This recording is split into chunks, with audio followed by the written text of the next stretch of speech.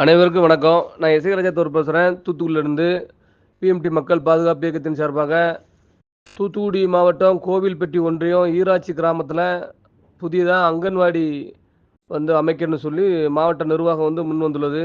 அந்த அங்கன்வாடியை ஊருக்குள்ளே வைக்காமல் ஊருக்கு வெளியே நாங்கள் கட்டுவோம் அப்படின்னு சொல்லி ஒப்பந்ததாரர் சொன்னாராம். இது வன்மையாக கண்டிக்கத்தக்கது. அங்கன்வாடி என்பது எப்படின்னா குழந்தைகள், அதாவது பள்ளிக்கு தயாராகும் குழந்தைகள் தான் அங்கே ட்ரெயின் பண்ணுவாங்க.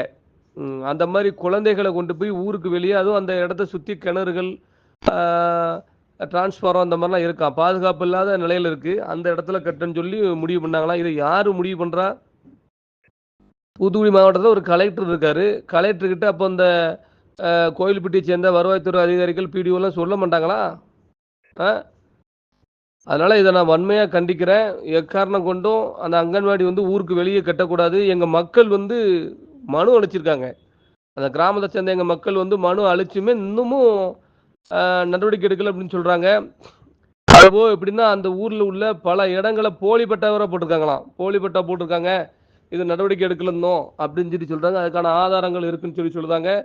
இதெல்லாம் மாவட்ட நிர்வாகம் கடும் நடவடிக்கை எடுக்கணும் அந்த அதிகாரிகள் மீது. இதெல்லாம் வலியுறுத்தி இந்த வாரத்துக்குள்ள இந்த அங்கன்வாடி விஷயத்துல மாவட்ட நிர்வாகம் நடவடிக்கை எடுக்கலைன்னா அடுத்த வாரம் கண்டிப்பான முறையில் தூத்துக்குடி மாவட்ட கலெக்டர் அலுவலகம் ஆயிரக்கணக்கான மக்களோட முற்றுகையிடப்படும். அதில் எந்த ஒரு மாற்று கருத்தும் இல்லை. ஆயிரக்கணக்கான மக்களை கூட்டி கொண்டு போய் கலெக்டர்கிட்ட கண்டிப்பான முறையில் மனு கொடுப்போம். அதனால் மாவட்ட நிர்வாகம் உடனடியாக இதில் இதை ஒரு போராட்ட களமாக மாற்றாமல் இதுக்கு ஒரு நல்ல முடிவு எடுக்கணும்னு சொல்லி தாழ்மையோடு கேட்டுக்கொள்கிறேன். நன்றி. நான் இசைராஜா தேவர், தூத்துக்குடியிலேருந்து.